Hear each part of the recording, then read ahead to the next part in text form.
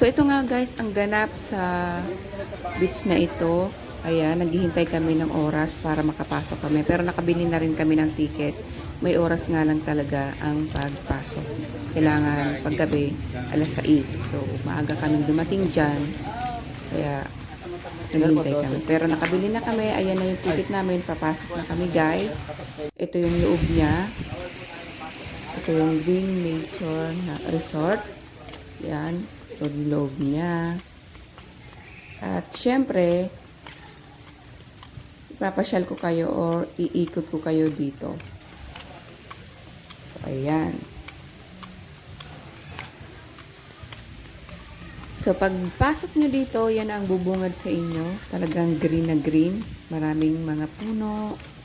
Ayan. Ito yung swimming pool na una. Ayan. Then, lakad tayo. Yan, yan yung talagang ano siya, green nature talaga kasi daming puno, puro green siya. Marami ditong mga swimming pool guys, mamimili kayo kung saan kayo magsiswimming dito. May pangbaya, may pang bata, may medyo matanda, may pang matanda. So ayan nga. So ito yung pangalawang swimming pool pag galing nyo sa entrance. Yan yung swimming pool niya guys. So pwede dito yung teenager mag-swimming. So, ito yung mga cottage nila. Mamimili din kayo kung anong cottage. Yan yung mga cottage nila guys. May mga net para hindi nga naman sila lamukin kung sakaling mag-overnight. Yan. Yan. Ganun pa rin. May mga kahoy pa rin. Yan. So, yan. Mag-picture taking muna kami guys. Ang dalawang bago kami lumumbog sa pool. Ang dalawang nawawala, oh. At bago kayo iikot dito sa Green Nature. Dito lamang yan sa San Mateo. Yan. So, ito na nga yung aming hinanda. Nag-ihaw kami dyan. Daming inihaw namin. Di nga lang namin naubos yan dahil sobrang dami. At magagabi nga naman. Nga pala guys, kami ay night swimming kami dito. Kaya yun, magagabi na. Alas 6 na, mag-alas 7 na. So, kailangan natin mag-ihaw para makakain tayo.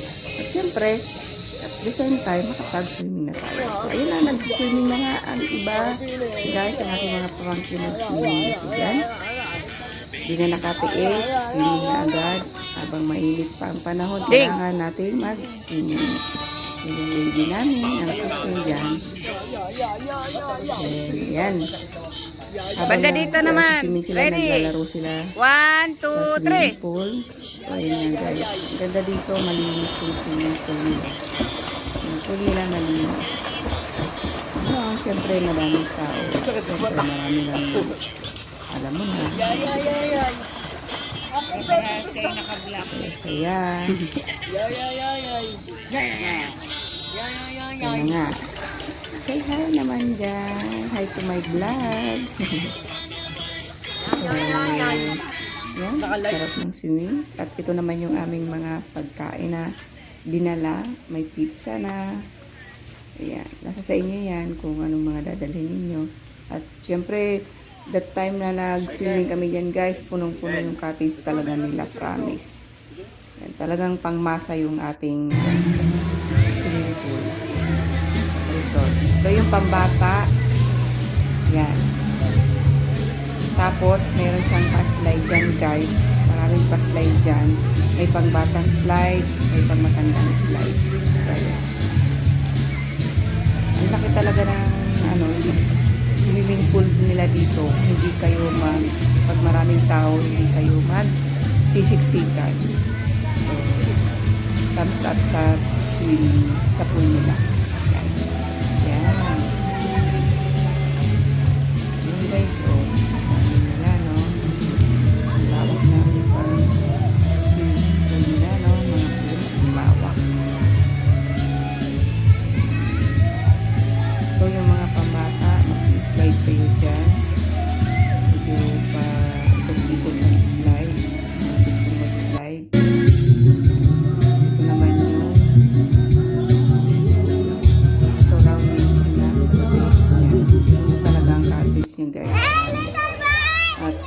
dito habang naghihintay kami. Ayan yung ganap sa labas. Dami pa, no? Naghihintay yan ng oras, guys, para makapasok sila.